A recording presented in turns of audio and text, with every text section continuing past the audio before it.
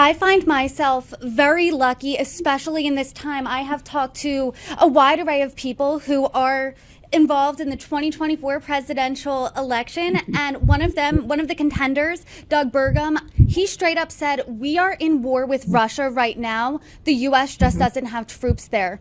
What would the Green Party's relationship with Vladimir Putin look like? Um, Shall Dr. Cornel West be president? yes, I think we would be standing for a foreign policy based on international law, on human rights, and on diplomacy.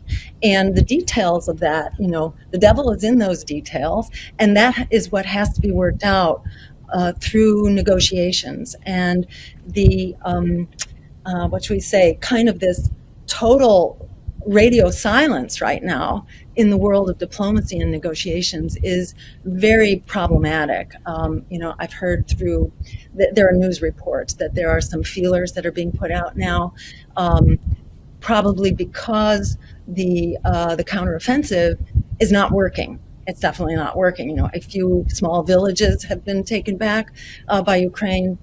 Ukraine does not have the armaments, it does not have the firepower, it does not have the person power.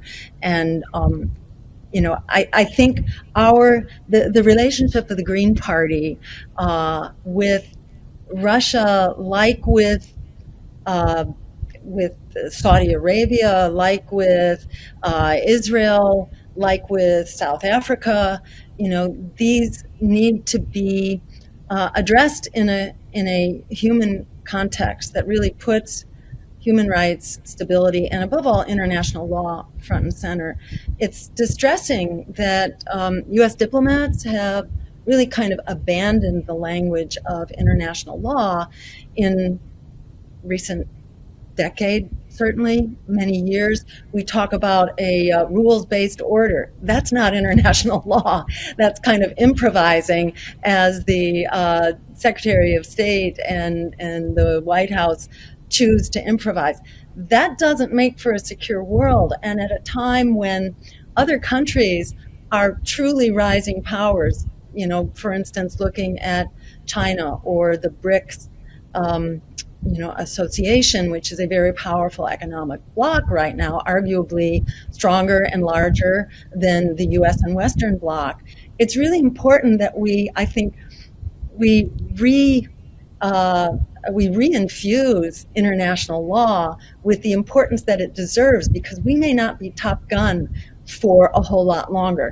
And we don't want to enter into that world where we are combating, militarily how our international relations are sorting out. So the kind of approach that we have held to foreign policy would be absolutely devastating to us if we were not the number one player. So I think it's really important that we revert to international law here, not just this sort of spontaneous, improvised, what's going to serve American corporations or markets best at any one moment. And remember that whole economic structure is not serving the American people.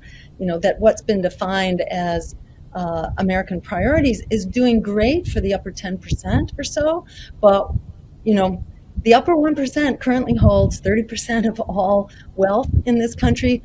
The lower 50%, half of the population, is getting by on 2% of wealth.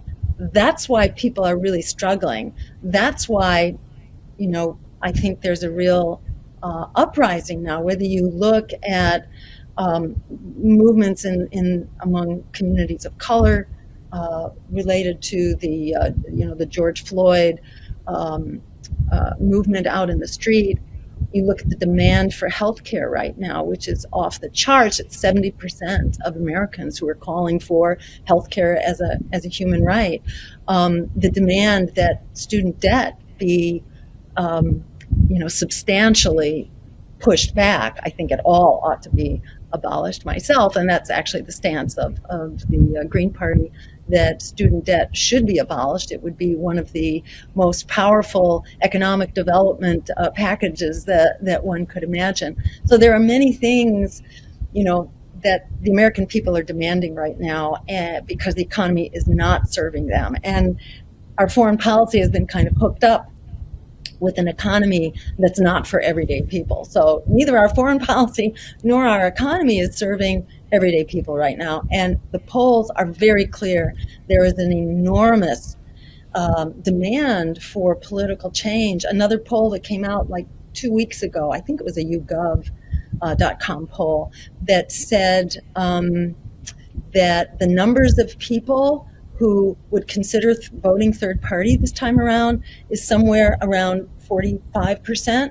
The numbers of people who will not consider that is about 25%, so the tables have been turned here, and it's no surprise. People are not happy campers at the thought that we're just going to have a rerun of the 2020 election with the same major contenders. People want real choices. That's supposed to be what democracy is about.